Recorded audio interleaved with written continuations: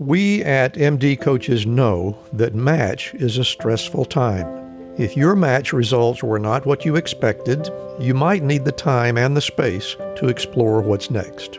MD Coaches is proud to offer a comprehensive 6-week virtual group coaching program that explores your unique value and possibilities beyond the match. We're offering 4 separate rolling cohorts, Sundays, April 7 through May 12, or May 19 through June 23rd. A second option is Thursdays, May 2nd through June 6th, or June 13th through July 25th. All sessions begin at 7 p.m. Eastern Time. You can register today at mdcoaches.store/medical-student-coaching. I think that even pre-COVID, but especially post-COVID, the healthcare workforce is being challenged in ways that it really hasn't before. I think the healthcare ecosystem is broken. I'm not the first person to say that. I don't think that's a very controversial statement.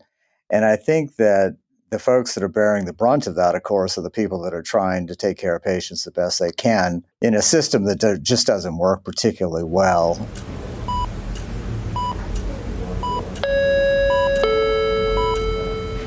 Paging Dr. Cook. Paging Dr. Cook.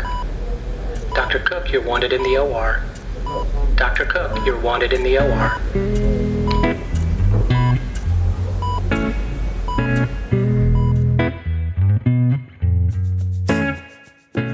Welcome to the Prescription for Success podcast with your host, Dr. Randy Cook.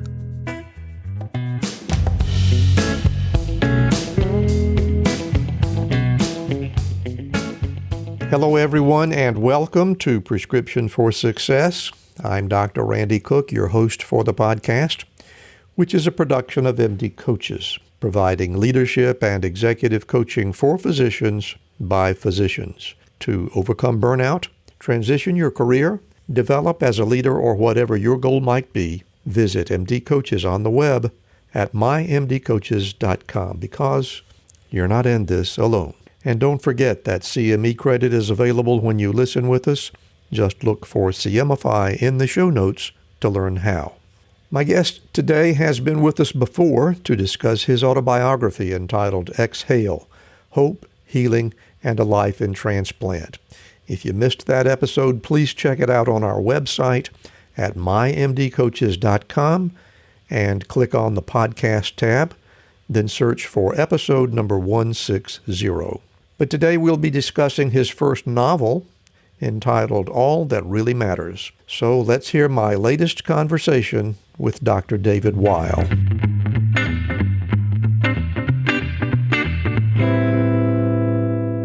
I am really delighted today to welcome Dr. David Weill back to RX for Success. We interviewed him back in episode number 160 to talk about his autobiographical book. And in the meantime, since we last spoke to him, he has produced a novel, which I think is just remarkable. So, Dr. David Weill, thank you so much for rejoining us again on RX for Success. It's great to talk to you again. And thanks for having me, Randy. Really appreciate it. So let's begin. Before we get right down to the book, I want to find out a little bit about how life has been treating you since you're not dealing with transplant drama from day to day. What is life like in New Orleans for you these days? It's pretty good. I run a consulting practice where I help transplant programs that are having difficulties of various sorts and hospitals that want to start a new transplant program. I help them with that. I work with some companies that are in the transplant arena, and I am writing, as you mentioned at the outset. So I've got a full plate. And doing a really good job of it, I might add. Thank you. I thoroughly enjoyed the autobiographical production that you did. In this novel, I was really stunned. I can imagine that it's really difficult to put a work of fiction together, probably much more complicated than doing nonfiction, but you did a great job with it, and I have a feeling it's gonna produce very well for you. So let's talk about the book. All That Really Matters features a rather arrogant surgeon by the name of Joe Bosco. That surprised me a little bit. you don't have a surgical background. How did you decide to pick this guy for your central character? I picked Joe Bosco really as somebody that I saw in the hospital in combinations. I didn't see any one person that had all the characteristics of my protagonist, but I certainly saw bits and pieces of Joe Bosco in the hospital setting. And I wanted to write about what I know, which is the transplant arena and some of the things that I saw on a day-to-day basis, and delve into some of the issues that I think went further than I could in the memoir that I wrote about my real life experience as a transplant doctor. I thought using a fiction platform, I could go a little bit further in delving into some of the themes that I wanted to develop. And so I thought the best way to tell the story was through the eyes of a heart and lung transplant surgeon who had various challenges, both personal and professional, and get into some of the things that I care most about, particularly as it relates to the medical field. Yeah, that makes a lot of sense. And I'd like to hear you talk a little bit about that as well, because I saw some of the angst, or at least I think I detected some angst in your autobiography in terms of what life is like in the world of healthcare in the U.S. in general, not even specifically in the world of transplant, but it seems to me that you found some troubling material out there, and I gather that was the sort of thing that you wanted to expose. Definitely. I think that even pre-COVID, but especially post-COVID, the healthcare workforce is being challenged in ways that it really hasn't before. I think the healthcare ecosystem is broken. I'm not the first person to say that. I don't think that's a very controversial statement. And I think that the folks that are bearing the brunt of that, of course, are the people that are trying to take care of patients the best they can in a system that just doesn't work particularly well. And it certainly, I don't think, has the people providing the care at the forefront. And at times, I don't think the patients are at the forefront either. And I wanted to be sure that I was portraying a real life situation. In other words, not, coming up with a 15-point plan to fix healthcare or making up a fantasy that you see on Grey's Anatomy or a TV show about the medical environment, but actually show what happens on a day-to-day basis when people are trying to deliver very complex care to a sick group of patients. How does it impact the people providing the care, and how does it impact the relationships that person has in his or her personal life? And those were the things that I was most interested in when I sat down to write my novel. Yeah, and I think you really nailed it on all those points. So let's talk a little bit more about the characters. Dr. Joe Bosco, of course, is the most complex and the most interesting, but the supporting cast is also very interesting. Give us a little background on Joe's dad. He had a rather different background than his son did, and I have to think that that was important in the evolution of this entire story. You want to talk about that? Yeah, I do. Joe's dad was a Holocaust survivor, German, Jewish, also happened to be a Nobel Prize laureate, so a very driven person. Ultimately became not only dean of the Harvard Medical School, but president of Tulane University. And he had very high expectations for his only child, who was Joe Bosco. And Joe was constantly in a mode where he was trying to either compete with his father or win his approval. And it heavily impacted the way Joe saw himself, the way he worked with his colleagues, the way he ultimately conducted his own personal relationships. And so I think his father was the biggest influence of all of the people around him, just like it is for many of us. Our parents obviously pass on a lot of their traits, both good and bad, to us, and Joe Bosco was no different. I kind of get the impression that that Joe really had a tremendous amount of respect for his dad, but he seemed to always feel that he wasn't quite living up to what his dad expected. Is that true? That's absolutely true. And I think that the book in a lot of ways was about expectations. It was about what do we expect of ourselves and what do other people expect of us, and how difficult it can be to fulfill those expectations, not only those that are put on us by others, but our own expectations. And so I start the book, Joe is writing in his journal, and he's talking about the expectations and how they had sort of derailed his life. And I think that was a theme in the book that was on my mind while I was writing it, is how do we right size our own expectations for our own life, which will ultimately lead to happiness, I think. Are you a doctor struggling to provide the best care for your patients while dealing with financial and caregiving matters out of the scope of your practice? Do you find yourself scrambling to keep up with the latest resources and wish there was an easier way? Then this virtual caregiver conference resource will save you time, money, and sanity by giving you all the resources and information your patients need in one place. This conference helps you and your patients enlist the best strategies around healthcare resources and the best financial steps for your patients while navigating caregiving situations. You don't have to go home feeling frustrated and helpless because you couldn't connect your patients with the best services. Find out more at jeanniedoherty.com or click in the link in the show's notes. You don't want to miss this caregiver resource.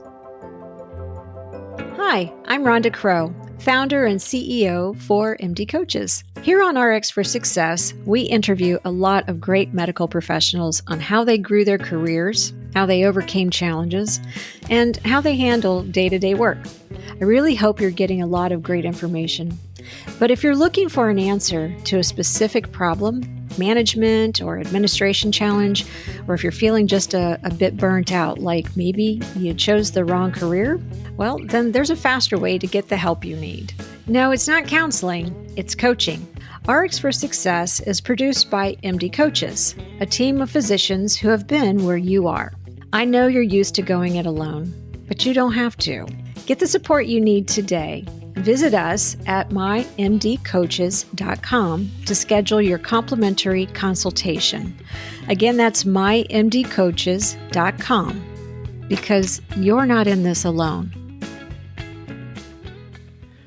We'll get back to our interview in just a moment, but right now I want to tell you a little bit about Physician Outlook. If you haven't discovered this remarkable magazine, please do so very soon. It was created by physicians, for physicians, to showcase the intersection between clinical and non-clinical interests, whether it's writing, painting, cooking, politics, and dozens of other topics. Physician Outlook gives a physician perspective. It's available online and in print. It's really unique among physician lifestyle magazines. And like the Prescription for Success podcast, Physician Outlook amplifies the voice of any physician who has something to say. It also engages patients who still believe in physician-led, team-based care.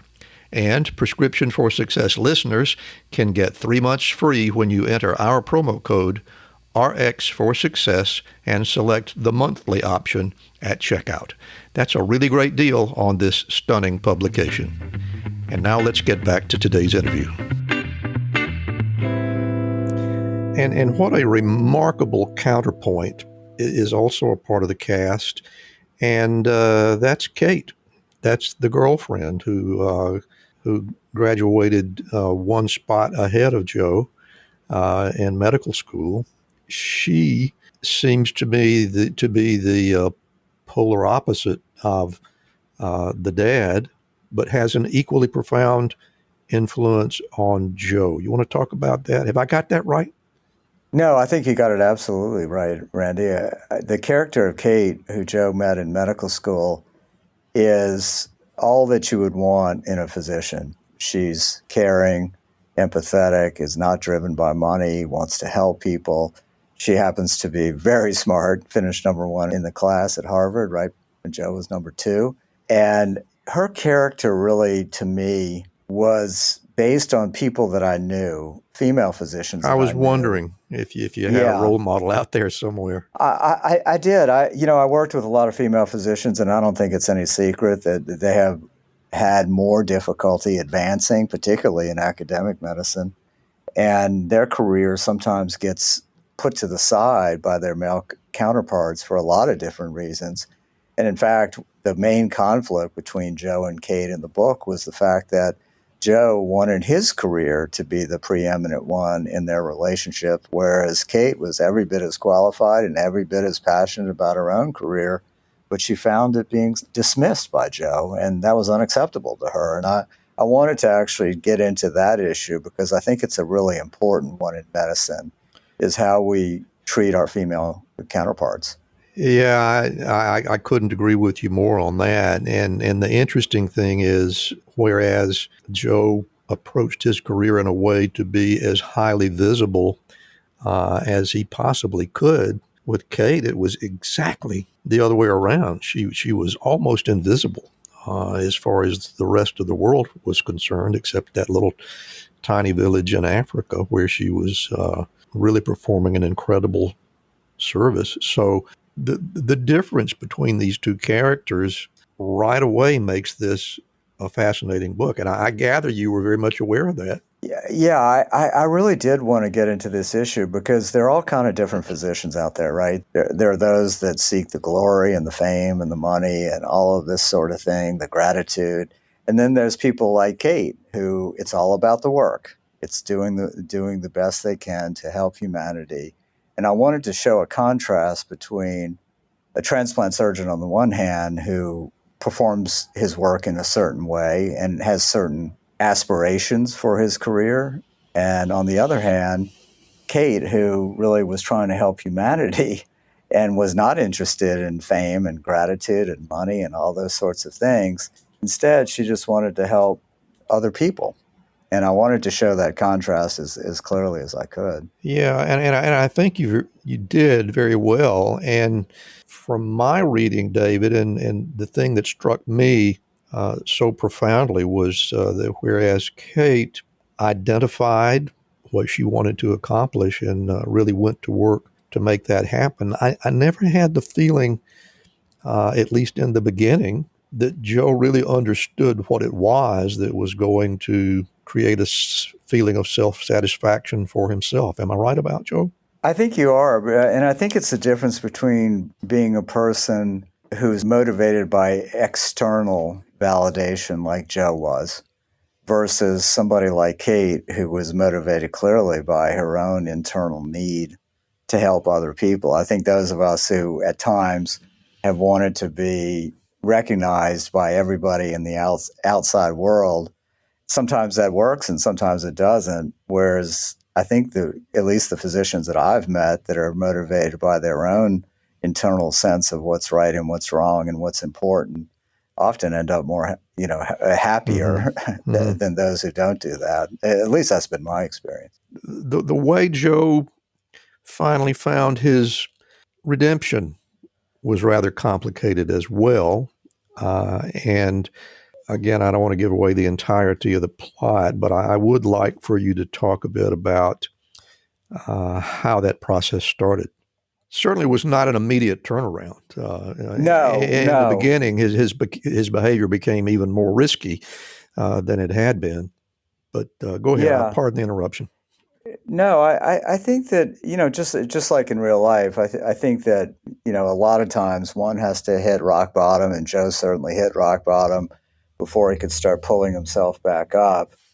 And he got some help from his close friends, to do that. He got some professional help, and he ultimately pulled himself together. But through that process, I think he tried to figure out, not to use the cliche, but he really found out what was important. And the reason I called the book All That Really Matters is Joe, I think, found out all that really matters, and I think that that's what happens to people as they crash and burn, is they then start to figure out, well, fame and fortune and being the big transplant surgeon is probably not all that really matters, that there are other things that are more important than that. And I think Joe discovered that as the book went along. Yeah, I think it underscored the reality that many times before you can come face to face with that truth, you have to go someplace where the noise disappears.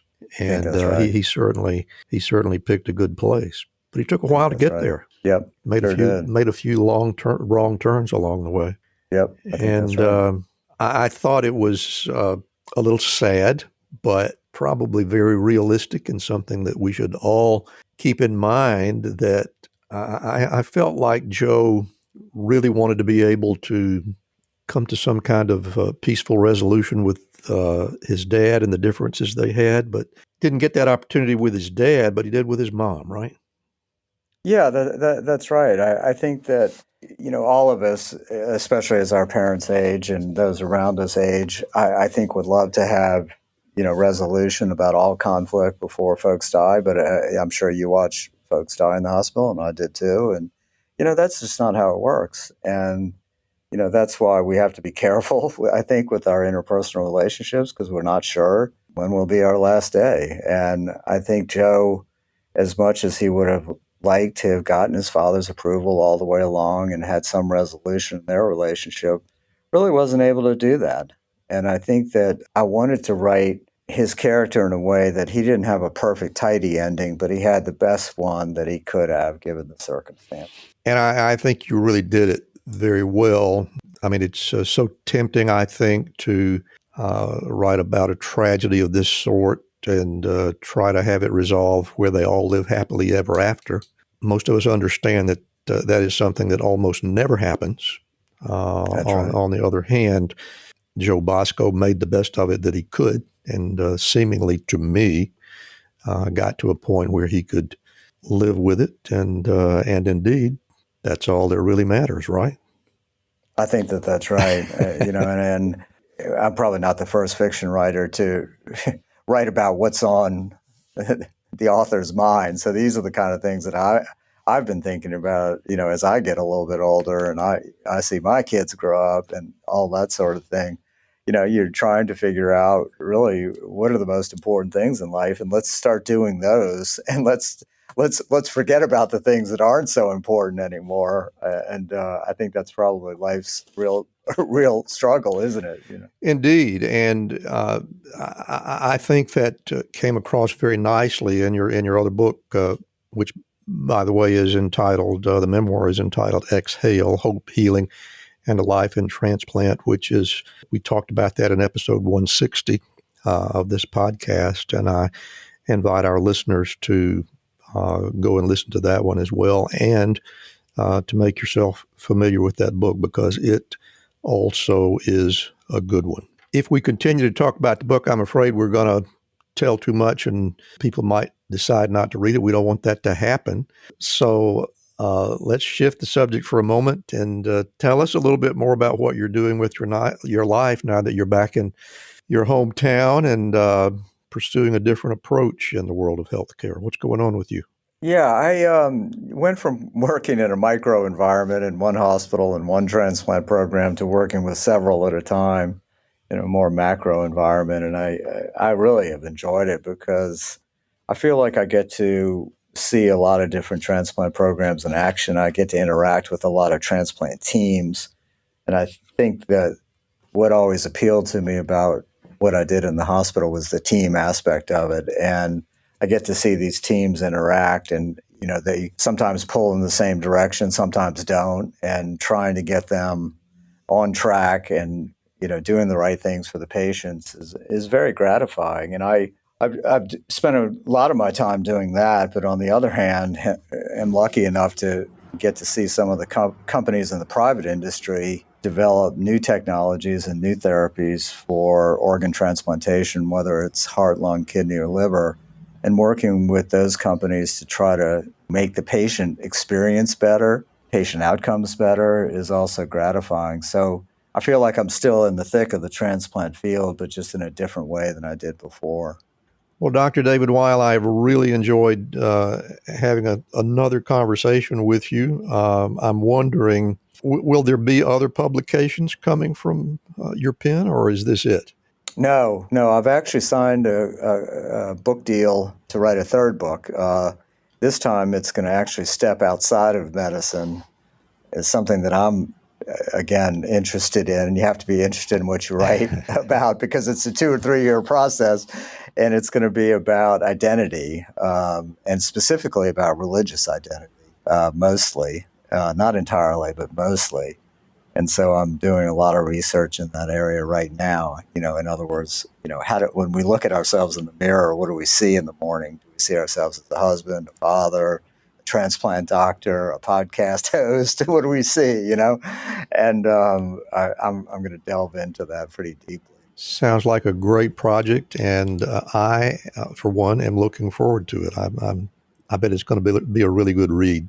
I hope so. Before we go, I want to give you one more chance to tell us the name of the book and where people can find it and when it'll be available. So the name of the novel is All That Really Matters. It's available wherever you order books. It's in the pre-order phase right now, meaning you can order it on the popular websites, but it'll ship to you on June 11th when it comes out. But I'm encouraging folks to pre-order it because that helps with the algorithms and the way book publishing works. The algorithms are important. So for those that are inclined, you can go ahead and pre-order it. You can also go to Weill, Weill.com and actually download the first chapter if you want a taste of it, so that you can decide whether it's for you or not for you. So if you want to sample it, you can go to davidweill.com and sample. Well, Dr. David Weill, it's been a real pleasure talking to you again. I hope that our audience will take the opportunity to go out and find your book. And also, if you haven't already, go ahead and take a look at Exhale, Hope, Healing, and Life in Transplant. That's the nonfiction work that we talked about in episode 160 of this show. They're both excellent pieces of work. And David, congratulations on 2 really fine publications. And thank you so much for being on Prescriptions for Success. Thanks again, Randy, for having me. I really enjoyed the conversation. Thank you so much for listening with us today. If you enjoyed the show, you can help us reach more listeners by leaving a rating and a review, especially on Spotify or Apple Podcasts. And if your app doesn't have that option, just leave us an email or a voicemail through SpeakPipe at www.rxforsuccesspodcast.com.